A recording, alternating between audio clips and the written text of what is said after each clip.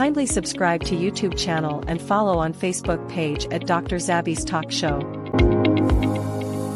Mo kí wa nílé lóko lẹ́yìn odi mo kí wa kí wa kú bójú ọjọ́ ṣeré mo kẹ́yìn ìyá mo kẹ́yìn bàbá mo kí ẹ̀gbọ́n mo kí àbúrò. Mo rò pé program kan tí mo ṣe ẹ máa rí pé bí mo máa ń parí program mi kọ́ ni ṣe mọ̀ wípé lórí ọ̀rọ̀ à ń lo system à ń lo computer à ń lo gbogbo ẹ̀ náà anything ló lè ṣẹlẹ̀. Nǹkan tó ṣẹlẹ̀ nìyẹn ó end without wípé bóyá mo ti parí nǹkan tí mo fẹ́ ṣe. But eléyìí mo fi continue ẹ̀ because mi ò tíì really parí nǹkan yẹn àwọn nǹkan tí mo fẹ́ jẹ́ ká jọ gbé yẹ̀wò pé tí ìtàn síbẹ̀. Now méjì lọ́lọ́run dá ènìyàn sílé ayé tá a bá gbà bẹ́ẹ̀ tàbí a gbà bẹ́ẹ̀. Kó tó di wípé mo máa lọ jìnnà mi ì mọ̀ bóyá mo ti lo nǹkan tó ṣẹlẹ̀ yìí rí kó tiẹ̀ tó di wípé a lọ ibi tá a bá ti ń ṣeré ibẹ̀ la máa ti ń róòótọ́ ọ̀rọ̀ ibi téèyàn bá ti ń ṣeré báyìí òótọ́ ọ̀rọ̀ á kàn dẹ̀ jáde because àwọn tó ṣe eléyìí I'm pretty sure pé àwọn kàn fi ń ní fun àwọn kàn fi ń ṣeré ní tiwọn ni. Eré yẹn ó wá di òtítọ́ àti wípé bó ṣe máa ń ṣẹlẹ̀ tẹ́lẹ̀tẹ́lẹ̀ náà nìyẹn. But hope àti pé bó ṣe bí gbogbo ẹ̀ ṣe wá dé sí pé kò possible Ọlọ́run má jẹ́ ó ṣẹlẹ̀ o. Gbogbo àdúrà pátápátá kọ́ ló máa ń gbà. O lọ sí church o lọ sí church o wà nínú ilé ẹ̀ sábàbí lọ́lọ́run máa ń fi nǹkan ló fi máa ń ṣe. Ìyẹn la máa fi mọ̀ lọ́dọ̀ àwọn pastors Nigeria pastors wa àwọn Yoruba pastors wa àwọn ò rí good news gbà wá rí látọ̀dọ̀ Ọlọ́run wọn. Kò sí any good news bó ṣe lè wù kó mọ kò sí good news táwọn gbà wá rí. Kí ló wá fi yàtọ̀ sáwọn eléyìí tó jẹ́ pé ìjẹ òyì ò jẹ ló fi ṣe ní ìgbà náà lọ. Ká tó wọnú agbami ètò ẹ jẹ́ ká kọ́kọ́ gbọ́ nǹkan tí arákùnrin náà tó kọ́kọ́ sọ kó tó kan àwọn bàbá wa kí làwọn bàbá wa sọ.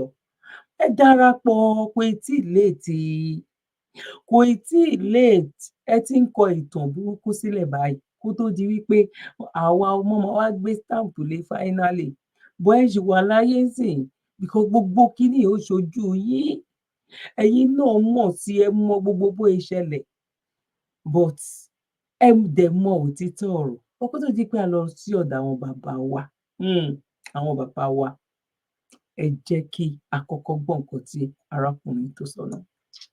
Announcement. Today is the last day that Buhari is our president. Thank God. We survive. Aside the fact that today we have to do special Thanksgiving. We still have to pray. Hey! When Jonathan became our president, we were missing Yaradua. When Buhari became president, we were missing Jonathan. God, I use God and beg you. Please. Use God to beg God. Please. Don't let us miss Buhari. Please, I beg. Use God to beg God. God, I use God to beg you. May we not miss Buhari, please. Please, I beg. Ẹ ti ní ìtẹ̀ka.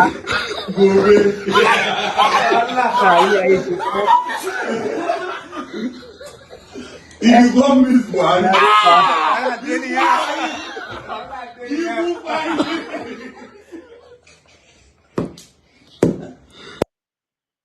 Oh my God. Oh my God. Jẹ́jẹ́ àtúgbọ̀ bẹ́ẹ̀ náà. I use God to beg you. May we not miss Buhari, please. Please, I beg. Please. Ẹ padà ní Buhari.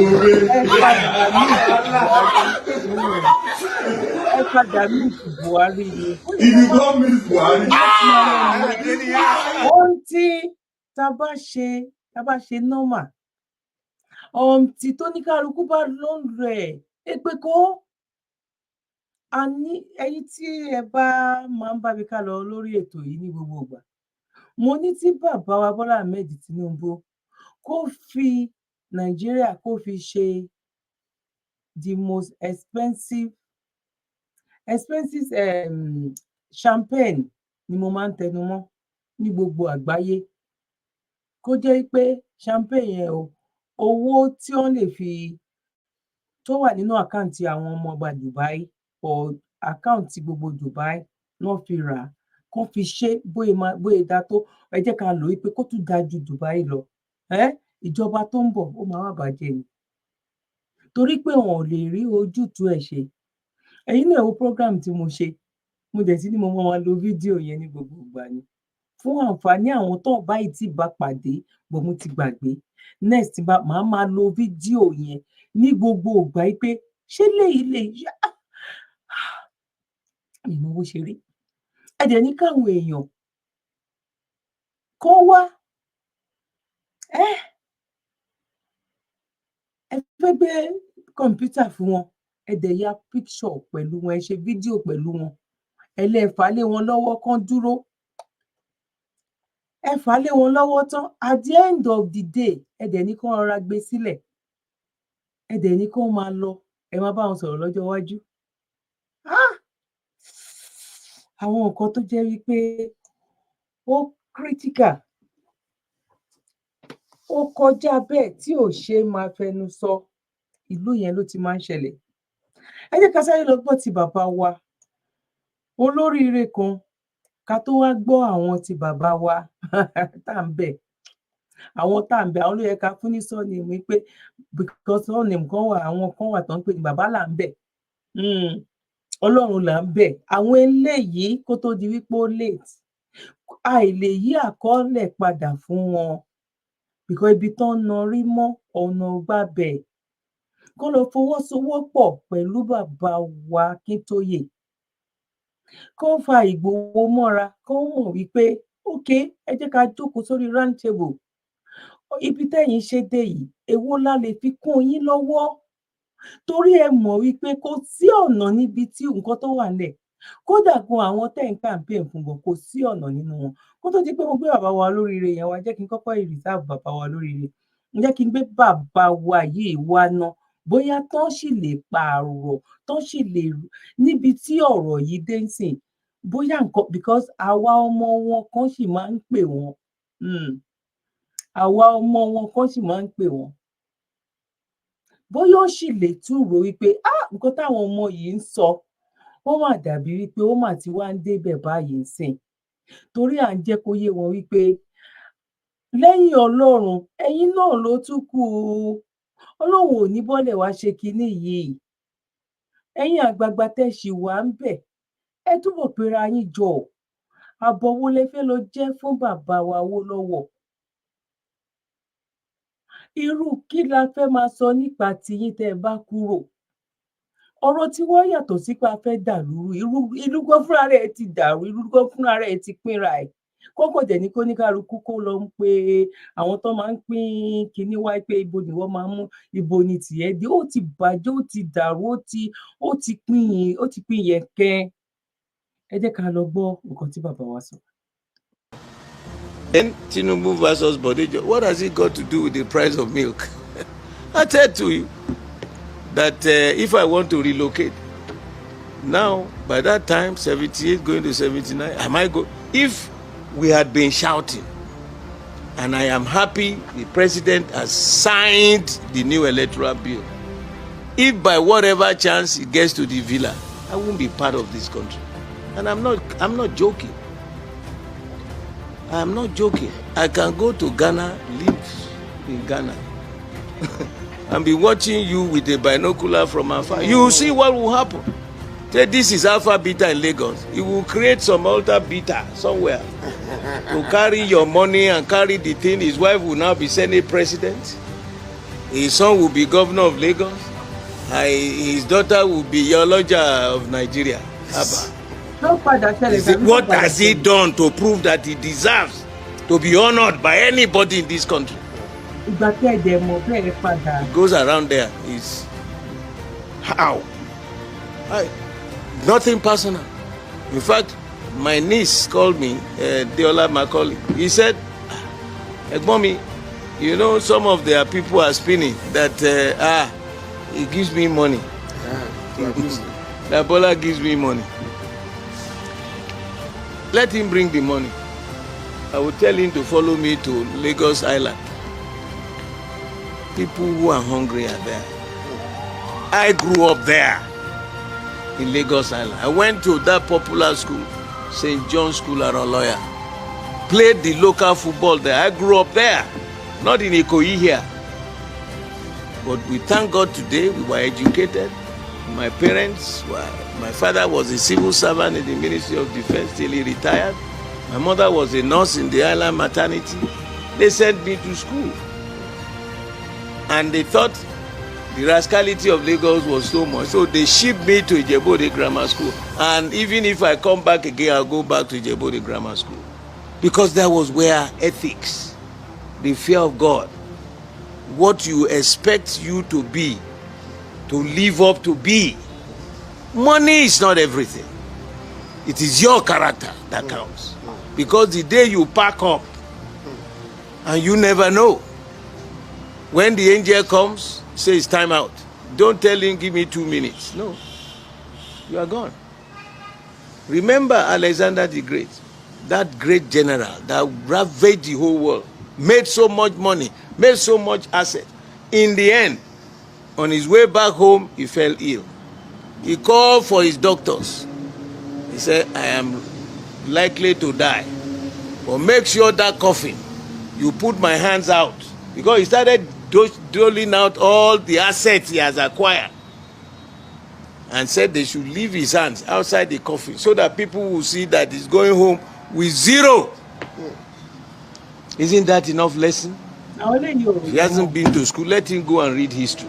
Ẹ̀yin gan fúnra ara yín ò ròyìn mọ́, méjì lọ́lọ́run ń dá ẹ̀dá. Pẹ̀lú gbogbo nǹkan tó ń sọ yìí, àtàwọn tó rí nǹkan yẹn tán, àtàwọn tó rí nǹkan tó ń ṣẹlẹ̀, ẹ jẹ́ ká lọ wo méjì tí Ọlọ́run dá ẹni tó jọ nínú nǹkan tá à ń sọ yìí. Ẹ jẹ́ ká sáré lọ gbọ́. You see him walking around his yard of one of his multi-million-dollar mansions. This is Mobutu Sese Seko, the former president of Zaire, now DRC, Democratic Republic of Congo. Here in the video, you see him walking around his yard of one of his multi-million-dollar mansions that he left behind. Here he's walking around, showing off his wealth. He had giraffes and lions and zebras roaming around his yard. If you know the movie Coming to America, it is based on the true life of Mobutu Sese Seko. This is the man behind the assassination of Patrice Lumumba, the Pan-African leader who came to power and only wanted the best for his people. But Mobutu, backed by the CIA, overthrew Patrice Lumumba's government in a very sad way. His own people were turned against him. They unalived him like an animal. When Mobutu Sese Seko took over power in 1965, he was a ruthless dictator. He unalived thousands of people. He did not care whether his people were so poor and had nothing to eat. He amassed so much wealth. He had mansions all over the world. He had 20 wives and countless girlfriends. The same CIA kept Mobutu Sese Seko firmly in power. They helped him assassinate so many of his opponents. After he died, he left hundreds of millions in Europe. And Europe is still refusing to let that money go back to the DRC to this day. Mobutu Sese Seko. Now, what happened after his death? Look at his house now. It's ruins. Ruins. It's all ruins. Looks like they discovered the Roman Empire. It's all gone. This is the sad reality that we are facing here in Africa. Our leaders enriching themselves to the point where they are richer than Bill Gates. But their countries are so poor. And they don't even think that they are not going to the grave with this money. So many times this story is told across Africa. You hear of Frederick Chiruba of Zambia. Same story. Daniel Arap Moi of Kenya. Same story. Sania Abacha of Nigeria. Same story. Everywhere you go in Africa, leaders who got so rich, they are gone and they leave everything behind in ruins. And they are gone. It is so sad because leaders in Europe, they always do things for the generations that are coming. The laws that they pass, the policies that they put in place, they are all about the generations that are coming in the future in Europe. If you look at the election in the United States, it's about issues like abortion. They want to leave women in the future generations that are coming to do what? To decide what they want to do with their bodies. Long after they are gone. But African leaders, it's a different story. They leave draconian laws that punish their own people long after they are gone. And it doesn't matter what age they are. They could be 96 years old and still pass laws that say they should stay in power until they die. That's the legacy that African leaders leave behind. And ruins of mansions that they built. Some never even lived in. They are doing business. Occasionally, they get distracted with governmental duties, but their primary business, they are just business people. And they think, that's why they are trying to run petroleum industry rather than, have a regulatory framework. They're not running the economy, they're not running government. They're just trying to, they don't see you and me as citizens. They see us as customers. So they are mercantile in their approach. So they see you, oh, you're a customer, I can get extra money from you by hoarding petrol. I can get extra money from you by underfunding public education. So they're not really to do anything, and they're not willing to comply with Chapter 2 of the Constitution, which stipulates how governance should be done in Nigeria. What the responsibility of government? Call anybody in government. They are not responsible for anything. Right. Because the Minister of Water Resources is not responsible for whether you have water or not. The Minister of Education is not responsible for educational outcome, whether the student fail WAEC, fail JAM. It's not responsible. The Minister of Health is not responsible for the life expectancy or medical outcomes. They are just carrying this title to enable them to put their signature to award contracts. But they're not, beyond that, they're not going to do anything. Remember that in the past, Lagos had the best water in all the English-speaking world. Lagos. Yeah. Better than London, Brisbane, Ottawa, anywhere. Nobody's giving water to anybody. Before, we had the best hospitals. UCH Ibadan used to come first or second in the entire English-speaking world. They're not doing any of those things. So we have people who are in power, but they're not in government because they're not governing. They're not running the country. They're doing business. Occasionally. Jerry, legacy ilé kú. Nǹkan tó fà á nìyẹn tó fi jẹ́ wípé ṣé ó yẹ kí epo máa ṣì rí báyìí lọ bó ṣe ń rí lọ yìí? Ṣé ó yẹ kí epo àti because ẹni tó wà ńbẹ̀ náà figurehead náà ni owó Nàìjíríà náà kó lè lọ́wọ́ ló fi ń bá wọn rán ní pé òun fẹ́ dálé epo sílẹ̀, òun fẹ́ máa ta epo, alóò lè rí iṣẹ́ ọ̀rójútùú ẹ̀. Ẹ̀yin bàbá yìí lẹ́gìsì wo gangan lẹ fẹ́ fi sílẹ̀? Ẹ̀yin Afẹ́nifẹ́re, ẹ rí nǹkan yìí tán, ẹ rí tán. Ẹ kò tí ì léètì sẹ́, most yín lẹ ti wà ní, ètò kéré jù nínú yín ló wà ní ò tí wọ 90. Legacy là ń sọ, legacy wo lẹ́yìn náà fẹ́ fi sílẹ̀? Legacy wo lẹ fẹ́ fi sílẹ̀? Èèyàn kan ṣoṣo, ó dẹ̀ mú orí gbogbo yín àtọmọ yín àti gbogbo ẹ̀yin, ó dẹ̀ mú sí abẹ́, gbogbo ẹ̀ dẹ̀ dàrú mọ́ yín lọ́wọ́. Àwọn èèyàn díẹ̀ tí ò dàrú mọ́ lọ́wọ́ tó dẹ̀ yẹ kẹ́ wá sọ jí ayé yín sí wípé nǹkan tá a rò pé bóyá ó máa ṣe kíní kò rí bẹ́ẹ̀ o. Kí ni legacy tẹ́ fẹ́ fi sílẹ̀? Ṣé bóyá máa rí lélẹ̀, bóyá bẹ́ẹ̀ fẹ́ bá lọ lélẹ̀, bóyá bẹ́ẹ̀ fẹ́ fi sílẹ̀ náà lélẹ̀? Ẹ jẹ́ ká tún lọ sọ́dọ̀ bàbá wa lórí ire tí mò ń sọ fún yín.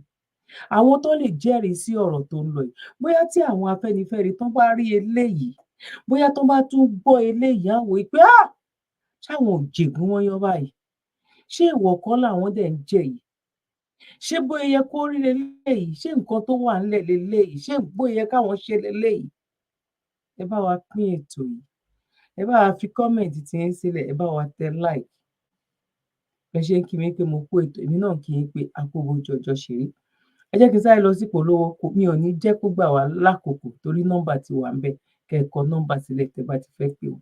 Mo kí gbogbo ojú tí wò mí ti ń gbọ́ mi jákèjádò orígun mẹ́rẹ̀ẹ̀rin àgbáyé. Orúkọ mi ni Ambassador Àkànfẹ́ Ìwò tí mo jẹ́ agbẹnusọ fún iléeṣẹ́ X2 Ultimate Herbal International Limited. Níléeṣẹ́ wa bì láti màmọ̀ dájú nǹkan kan tí eléyìnbó ń pè ní health is wealth, ìlera lọ́rọ̀. Kì í ṣàfẹnujẹ́ nìkan tá a bá ń gbọ́ ọ̀nì sétí torí ogunlọ́gọ̀ àwọn èèyàn ni wọ́n ń kojú àìsàn tí a pè ní ìfúnpá gíga. Ìdí nìyí tí iléeṣẹ́ X2 Ultimate Herbal fi ṣètò oògùn ìfúnpá gíga fún ní powder àti ní olómi. Kò tán síbẹ̀, oògùn ìtọ̀ ṣúgà ó wà ní iléeṣẹ́ X2 Ultimate Herbal International Limited ní powder àti ní olómi. Òun náà lẹ̀ ń wò yìí. ogun ọpẹ́ ẹ̀yìn wà tí a ti ṣe lọ́jọ̀ fún ẹni tó bá ń kojú ọpẹ́ ẹ̀yìn torí gẹ́gẹ́ bí ìṣòro iléeṣẹ́ wa níbí ní oògùn ẹ̀ tó lè bá wọn tán rẹ̀ lójú ọgbọ́n. Bákan náà ogunlọ́gọ̀ àwọn èèyàn ni wọ́n jẹ́ oníbìísí tí wọ́n ti rora wọn pín wípé Ọlọ́run ò lè ṣe ṣùgbọ́n tó jẹ́ pé àìsàn kan sómìíràn ní kọjú ọmọ bíbí wọn. Ó wà níléeṣẹ́ X2 Herbal International Limited fún ìwòsàn fún àwọn oníbìísí. Kò tán síbẹ̀ o, a ní ọ̀pọ̀lọpọ̀ oògùn tí a ṣe létò fún ẹni tó bá jẹ́ ẹni tó bá ní ikùn gbẹ̀ǹdù tó jẹ́ pé ọ̀rá ti pọ̀ jù lára ẹ̀, ó máa bá wa burn fat, àpè ní X2 burn fat fún obìnrin àti fún ọkùnrin. Bákan náà ní iléeṣẹ́ X2 Ultimate Herbal International Limited a ní egbòogi èyí tá a ṣe. Now nọ́mbà wọn òun ni ẹ rí ní ojú amóhùnmáwòrán yìí. Anytime any day lẹ lè pè wọn. Àwọn fúnra wọn àwọn ni ẹ máa bá sọ̀rọ̀. Gbogbo questions tẹ bá fẹ́ béèrè, tẹ bá ra nǹkan lọ́wọ́ wọn gan, ẹ tún pè wọ́n padà. Nǹkan tí mo rà yìí o, báyìí ni o. Ó tún kù sí báyìí, ó tún kù sí báyìí o. Ó yàtọ̀ sí pé a fẹ́ lọ rà ní bus stop tàbí a fẹ́ lọ rà nínú ṣọ́ọ̀bù kan. Lágbára lọ́wọ́ Ọlọ́run ojú òní ti wá. Now èwo la fẹ́? Okay, bàbá wa olóríire yìí. Now. It will be an insult to call my father polygamous. He was multigamous. The number of his wives that I know is more than all of the excellencies and honorables who are sitting out here today. I came as number 39 in the list of my father's children. We were being bred as hands for his farm. Then we had good governance. Just before the colonial masters left, the government of Obafemi Awolowo introduced free primary education in my region. It was not just only free, it was also compulsory, giving my father no choice of sending me to school or going to prison. He took the simpler way and sent me to school. From that singular act began my journey of indebtedness to my country. After the free education in my village close to Ilesha, now in Osun State, I took an entrance examination and got admitted on partial scholarship to the government college in Ughelli, now in Delta State. Nobody followed me to take the exam hall. Nobody followed me to the interview. From there, I moved on to ABU Zaria on full federal scholarship to read veterinary medicine. All my education was done in Nigeria. Going to Ughelli from Ilesha, a 2-day journey, was in the army's transport without anybody escorting me. I was just about 12 years old then. Our parents handed us over to the driver with money for our food. If there was any change, the driver would hand over the balance to our parents on his way back through Ilesha. So it was. I left Zaria at 12 noon after I finished and graduated on Wednesday, 30th of June, 1971, and started work as a research fellow at the University of Ibadan, which was the Rockefeller Foundation Center, at 8 a.m. on Monday, July 5 days in between, because there was a weekend in the end. I am what I am today because Nigeria, my utopia country, provided an enabling environment for me to thrive and to excel. I give glory to God and thank the great citizens and parents of our nations who love this country more than they love themselves. But soon, an outbreak occurred. We later became endemic. It came as surreptitiously, slowly killing our nation. It was a disease that affected the 3 pillars of our nation, touching every stratum, damaging every fiber of our nation. The disease slew good governance, murdered societal sanctity, and eradicated individual integrity. The disease annihilated the good in our culture and elevated to prominence the ugly in that same culture. The disease came in 3 forms: greedy self-interest, blatant lack of patriotism, and unabashed shamelessness. Today we lie to each other. The government lies to us, and we reciprocate with bigger lies, telling the government it is doing well when we know it is not. We clap our hands loudest with ovation for non-performing leader. We acclaim in pretended joyous ecstasy those who should not, even when we know they are not telling the truth. We pray that our king would live forever. And he says amen. Both of us dividing each other because we know we shall not die one day. I woke up every day to hear, I woke up recently, just today, to hear that Canada no longer recognizes my genuine vaccination card. And Britain has clamped a travel ban on me. A few days ago, I had to know there was Omicron in Nigeria from outside. The same Canada was telling me that Nigerians who traveled out with negative COVID laboratory results were omicronized. Before my own CDC finally tells me that we had the variant, detected in samples collected from people recently traveled from South Africa, I asked myself, were they the people on the entourage of President Ramaphosa, or were they other people? They did not tell us that. We painfully call the reaction of the UK and Canada, we call it racism, inequality. But I say we are paying for condoning our errors of commission, and we are for overlooking our errors of omission. Mr. President and eminent leaders of our country, we must apply Build Back Better, first to our old cherished culture. If we must reposition our country to end current and future diseases and pandemics, we must start with building back better those aspects of our culture that revered honor, that gbogbo everything ló ti parẹ́, kò sí culture mọ́, kò sí culture mọ́, torí ẹ̀ la ṣe ń pè wọ́n. Àì ń pe àwọn Afẹ́nifẹ́re yìí torí pé ó yẹ kán dẹ̀ ti wá ríbi tí ọ̀rọ̀ yìí níbi tó ń lọ. Bóyá ó ń dúró dìgbà tí Fúlàní bá kick wọn out ni o, bóyá ó ń dúró de wípé òkè o, bó bá ṣe lè hùn kó gbà o, bó bá ṣe lè hùn kó jẹ́ o, àlọ́dún mẹ́jọ ìṣe a máa jọ pín ni. Bóyá gbà yẹn ló yìí ń wò ó, bóyá ó dẹ̀ wò wípé ẹ jẹ́ ìgbà mélòó ló kù, ẹ jẹ́ ká kúkú dúró báyìí, kí la fẹ́ lọ bá ẹgbẹ́ wa ṣe, mi ò tó pè yín lórúkọ, kí la fẹ́ lọ bá Kíntóyè ṣe, òun ti bá àwọn Yorùbá nation lọ, ṣé sì yín la fẹ́ lọ darapọ̀? Kò tí ì late bàbá, kò tí ì late ẹ̀yin bàbá Afẹ́nifẹ́re, ẹ wojú ilẹ̀ ẹwọ ẹnu ọkọ́. Mo mọ̀ pé gbogbo nǹkan tí àwọn grandpa yìí tó ń sọ kò sí àjòjì nínú ẹ̀ fún ẹ̀yin.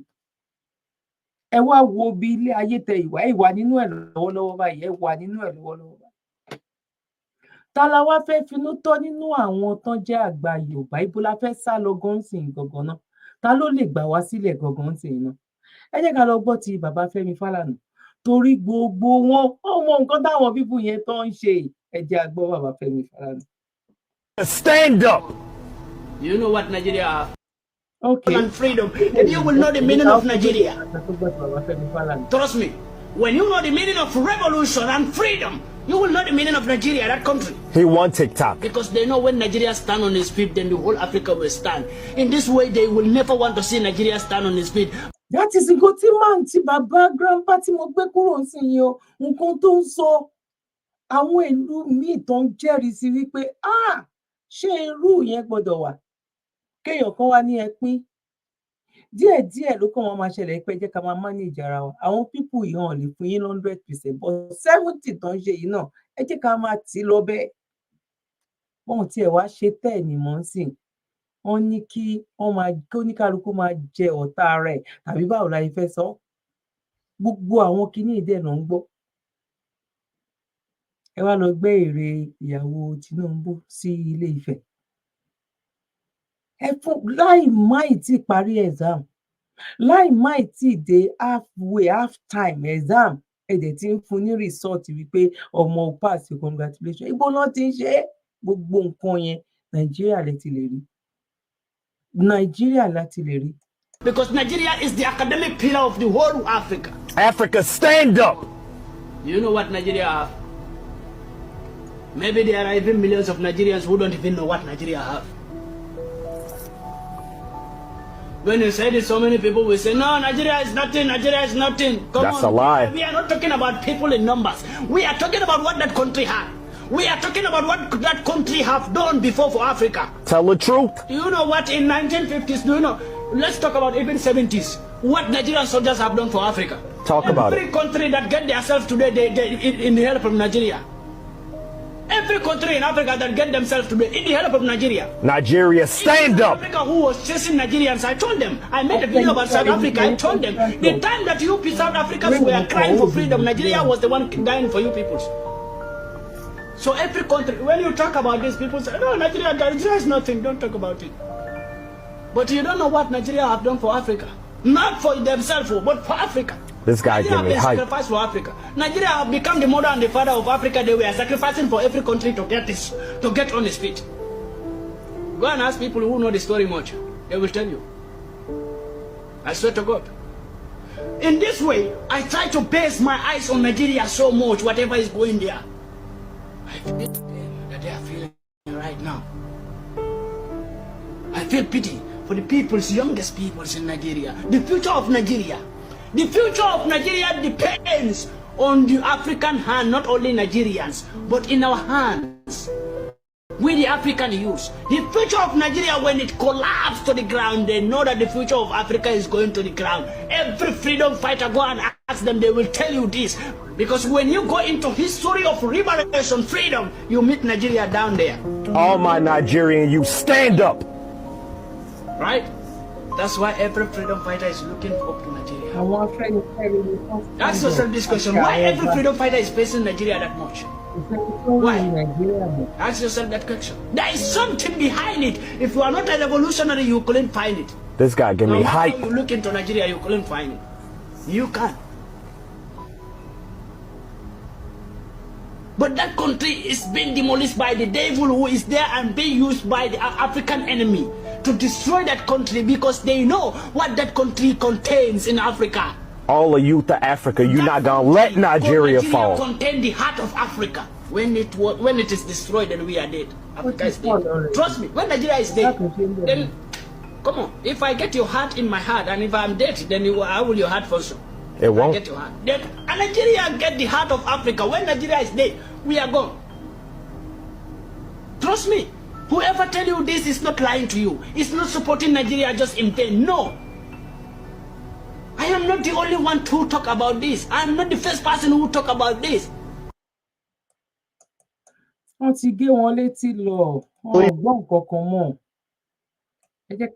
represented Fela. You lost. Fela went to jail and rot in prison. You represented MKO Abiola. You lost. He went to jail. From there he died. We don't see him again. You represented Mohbad, the family. That will bring justice to Mohbad's dying. See, today no justice. It's even very dark man that is bringing the legs of the people involved in the dying. He's the one exposing them as we speak. You remember Sylvester Jr., that boy, that Duen school boy, the boy that was dying inside the school. And you say you must bring justice to the dying. You will bring justice to the family. You will close down the school. While you were still at the case, school opened though, and you lost, dashing the hope of the family for justice. So you represented ASU versus FG. That's ASU against FG. You lost, and the hopes of thousands of students were dashed and swept under the carpet. But in all of these losses, Nigerians still regarded you as a son until you align with Bobrisky. How? Now, you give Bobrisky 12 hours ultimatum to apologize. The boy said, I'm not apologizing. Go and meet very dark man. Hold you. That thing is talking to you like that. Allegedly, Godfather. Then you told the very dark man, I will file you 500 million lawsuit. See his reaction.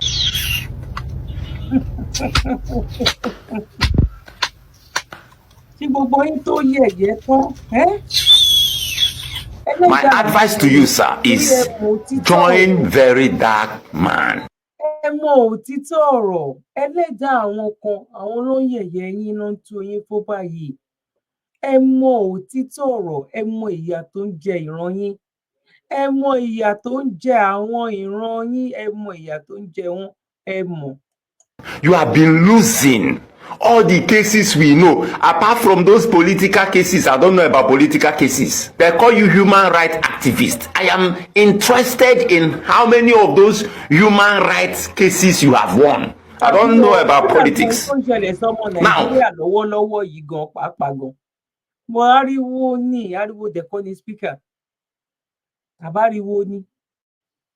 Bíkó tó wá ti pariwo yẹn tó bá ti lọ ríra wọn lẹ́yìn wọn kàn máa ní kó má dàbí wípé a sọ̀rọ̀ lè gbalú tó ń pè ní Nàìjíríà lẹ tún lè gba ìran yín sílẹ̀ ó mà ṣe o. Your last hope to redeeming yourself as that human rights activist is aligning with very dark man. No, you decided to fight very dark man. It's not too late. I'm advising you, sir. Go and work with Mr. Deji, very dark man's lawyer. You are supposed to be under him to learn, but because of your age, he will be under you. So, you know, it doesn't matter who is under. But learn, work with them. They will win cases and your name will be restored. Your prestige will be restored. That is my advice to you, sir.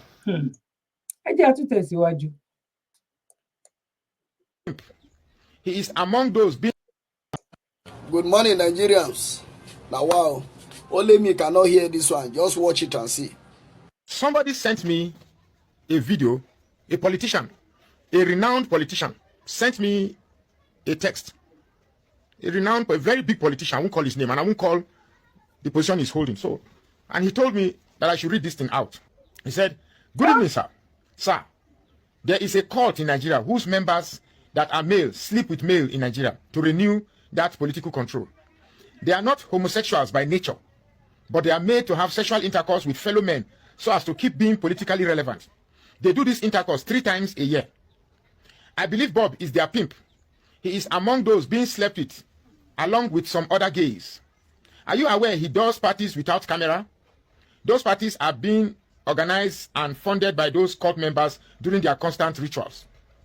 Nothing will happen to Bob Risky. Some of you do not know that this country is controlled by men who sleep with men to regain political control, and Bob Risky is their pimp. Whenever those cult members want to sleep with men so as to renew their power, they pay Bob Risky millions. Bob Risky, on the other hand, will supply them all their consignment. Sometimes they will organize a party through Bob and come to fish out their men to renew their claim. This is a classical information. Keep it secret, otherwise you might be sued if you divulge it. Even though you want to divulge it, use wisdom." I am reading it exactly as it was sent to me. Now, the part that got me very interested is this thing, which is the last paragraph, the second to the last paragraph. Say, whenever these cult members want to sleep with men so as to renew their power, they pay Bob Risky millions. Bob Risky, on the other hand, will supply them all their consignments. Sometimes they will organize a party through Bob and come to fish out other men to renew their claim. Now, everything here in this video is alleged. It's alleged. It's an opinion. It's not it's just an allegation. It's alleged. It's not substantiated. But this is what was sent to me, and I said, let me read it out. So, because when you are beginning to wonder, where is Bob Risky having money to do all the videos, to spend all the videos, the flaunt monies around? I think this paragraph clearly explains it all. So, I don't intend to say too much, but I urge Nigerians to stand firm and protect the culture that we've been used to. Now, mi ò fẹ́ jẹ́ kí bẹ́ẹ̀ yẹn lọ much torí pé YouTube àti òfin àti ìlànà wọn. Ṣé mọ̀ pé most wọn náà fẹ́ kọ́kùnrin àtọkùnrin kó máa ṣe papọ̀. Táwa gbogbo àwọn tó bá sọ pé àwọn ò fẹ́ irú nǹkan bẹ́ẹ̀ yẹn, àwọn ò fẹ́ kí ká bá wọn ṣèpolówó ẹ̀. Èyí tá lè ṣèpolówó ni wípé ẹ̀yin ọkùnrin àtọkùnrin ẹ máa fẹ́ra yín o, obìnrin àtobìnrin ẹ máa fẹ́ra yín o, nǹkan táwọn fẹ́ gbọ́ nìyẹn. Ẹ̀bọ̀ tó bá ti lọ ń di wípé ẹ fẹ́ máa tako nǹkan tó jẹ́ pé wọn ṣe orí social media, wọn ṣe yẹn fún yẹn mọ́ ń sìn. Ẹ wo nǹkan tó ń ṣẹlẹ̀, ẹ̀yin ẹ wo nǹkan tó ń ṣẹlẹ̀ pẹ̀lú Bob Risky. Ẹ wo nǹkan tó ṣẹlẹ̀, ìlú wo náà ti ń ṣe, ayé wo náà ti ń ṣe, Nàìjíríà nìkan lẹ ti lè rí. Pẹ̀lú gbogbo àṣírí tó tú yẹn, àwọn House of Assembly wọ́n tún pè wọ́n, gbogbo wa la mo rò pa rí fídíò yẹn. Bob Risky ò lọ. Ó dàbí pé wọ́n ẹ̀ṣẹ̀ gbé ní Kútọnu ní wíìkì tá a wà yìí, nínú oṣù kẹwàá tá a wà yìí náà. Bóyá on the 21st tàbí 20 náà gbé nínú oṣù kẹwàá tá a wà nínú yìí. Wọ́n ló fẹ́ gba Kútọnu. Àti ìmọ̀ bóyá òótọ́ ni tàbí rọ́. Kò yé yín sìn, tí yẹn ní bàbá àsàlẹ̀ tó yẹ kó wà lẹ́wọ̀n. Ẹ wo gbogbo ta ló kù àti bàbá Fẹ́mi Fálànà àti àwọn Afẹ́nifẹ́re àtàwọn Afẹ́nifẹ́ wàhálà àti àwọn ọba Afẹ́nifẹ́ trouble àti gbogbo wọn pátápátá wọ́n dẹ̀ rí nǹkan tó ń ṣẹlẹ̀ nílẹ̀ Yorùbá today. Wọ́n rí ibi tílẹ̀ yẹn lọ, báwọn èèyàn ṣe ń jẹ̀yà, báwọn èèyàn ti ṣe ń jẹun ọjọ́ méjì ńsìn, tó ń jẹun ọjọ́ kan, tó ń fọjọ́ kan là láàárín, tẹ́lòmíì fọjọ́ méjìlá láàárín. Ẹ dẹ̀ jókòó, ẹ̀yin dẹ̀ ń jẹ mu. Ẹ dẹ̀ ń jẹ mú. Afẹ́nifẹ́ kà leléyìí o, ọ̀rọ̀ yín ti kúrò láfẹ́nifẹ́re o. afẹ́nifẹ́kà gbáà ní eléyìí. Ẹ fẹ́ àwọn ìran yín pẹ̀lú ìkà ni, ìkà tẹ́ fẹ́ ṣe fún wọn. Ẹ wo gbogbo àwọn fídíò tí mo gbé wá yìí náà. Ẹ wo school ẹ wo ìgbà tẹ́ lọ sí school, ẹ wo gbogbo lifestyle tẹ́ lò nígbà táwọn òbí yín bí yín, ẹ wo bó ṣe rí títí dìsinyìí. Ẹ wá wo ibi tó wá bàjẹ́ dé táwọn kan wá dìde tẹ́ ẹ̀ wá lè túbọ̀ fọwọ́sowọ́pọ̀ wípé nǹkan táwọn eléyìí ń sọ. But kàkà kékú má jẹ sèse, ẹ fẹ́ fi ṣàwàdànù ní gbogbo nǹkan tẹ́ ẹ̀ dẹ̀ dúró lé lórí. Tó bá máa fọ́ kó fọ́, ìbí bàbá ti sọ sí pé tó bá wọ́ jù, tó bá ṣe kinní kan jù, bóyá bàbá gan tiẹ̀ ti wà ní Ghana gan sìn. Bóyá bàbá ti wà ní Ghana, bóyá bàbá dẹ̀ ti lọ sí Kútọ́nù, bóyá bẹ́ẹ̀ ló ń gbé sìn. Most of them, ṣé gbogbo wọn ló ń gbé ní Nàìjíríà ni? Èyí tí ò bá nílé nílùú òyìnbó tó tútù ń bá jà tó máa lóhùn ò lè dúró, gbogbo wọn ló ń sá lọ sí African country nsìn. Gbogbo wọn pátápátá ló ń sá lọ sí African country. Ẹ wo gbogbo everybody, Fẹ́mi Fọlá, ẹ wá wo Bobrisky. Ní ibi tán ti sọ wípé ó ń tún culture ṣe o. Pẹ̀lú nǹkan ọmọkùnrin yẹn, àmọ́ yìí tá máa pè mother of Lagos tó ń dánwò tí òfin ò dé fàyè gbà. Ṣé nǹkan tẹ́ni yìí wá sọ ṣó parọ́ ni? Ṣó parọ́ ni? Ẹ bá mi fi sínú comment section. Ẹ bá mi fi sínú. Ṣó parọ́ mọ́ nǹkan tí Bobrisky àti àwọn tó ń tì lẹ́yìn àti máa sọ fún yín pé ẹgbẹ́ ẹyẹ àtàyè àwọn náà dálẹ̀, àwọn náà ṣe. Àwọn ẹlẹ́gbẹ́ ẹyẹ àtàyè. Iṣẹ́ wo ni Bobrisky ń ṣe ẹjọ́ torí Ọlọ́run? Àwọn tó lágbára náà ló ń tì lẹ́yìn. Gbogbo nǹkan tó ń sọ níbà yín sìn, rúmọ̀ eléyìí, 80% rí òótọ́ ló jẹ́ náà. Gbogbo wa kò sẹ́ni tó, common sense péré ó sọ̀nà, common sense lèèyàn máa lò pẹ̀lú eléyìí. Mo dẹ̀ mọ̀ wípé lágbára lọ́wọ́ Ọlọ́run, èrè lobìnrin jẹ lábọ̀ ọjà. Eléyìí èrè la máa jẹ nínú ẹ̀ wípé ẹ tú wa sílẹ̀, ilé ti tó lọ. Kò ń ṣe pé k'Ọlọ́run mú wa délẹ̀ ìlérí, inú ilẹ̀ ìlérí la wà, ibẹ̀ náà ti kó wa lẹ́rú. Kí Ọlọ́run tó láyé tó lé ọ̀run kó tú wa sílẹ̀ ní ọwọ́ ibi tán ti kó wa sínú oko ẹrú ẹlẹ́ẹ̀kẹfà. Gẹ́gẹ́ bí òfin, gẹ́gẹ́ bí ìwé tán jọ sign wípé tó bá di ẹ̀yìn 100 years ẹ lè máa lọ o. Ó yìí máa padà wá sí ìmúṣẹ, ó sì ń lé ọdún lórí ni. Ẹ rí gbogbo nǹkan tó ń ṣẹlẹ̀ ní gbogbo àgbáyé nsìn. Ẹ wo bí gbogbo àgbáyé ṣe ń dìde lórí ọ̀rọ̀ wípé àní way of life òun la fẹ́ máa lò nsìn. Ẹ wo bó ṣe ń tọwọ́ bọ gbogbo ẹ̀, nǹkan tẹ́lòmíì gan ò gbọ́ rí. Pásítọ̀ míì gan ò gbọ́ rí, pásítọ̀ míì gan kàwé débẹ̀ rí, ó fọwọ́ bò sí ìsàlẹ̀ ni. Àáfà míì náà ka tírà débẹ̀ náà, ó fọwọ́ bò sísàlẹ̀. Òun ló ń tọwọ́ bọ̀ nsìn. Ó ń tẹ ọwọ́ bọ̀ left and right àti left náà fi ń tọwọ́ bọ̀ everything. Ó ń ṣẹlẹ̀ ní Ghana, ó ń ṣẹlẹ̀ ní Kútọ́nù, ó ń ṣẹlẹ̀ ní Nàìjíríà, ó ń ṣẹlẹ̀ nílùú òyìnbó tá wà nínú ẹ̀, bèbí ti ṣẹ́jú. Bó ṣe máa rí náà nìyẹn pẹ̀lú wípé ká bọ́ nínú oko ẹrú. Ṣé eléyìí tó tún wá jù ń bẹ̀ ni wípé à ń láti support wípé bí everybody máa ṣe ní ìtúsílẹ̀.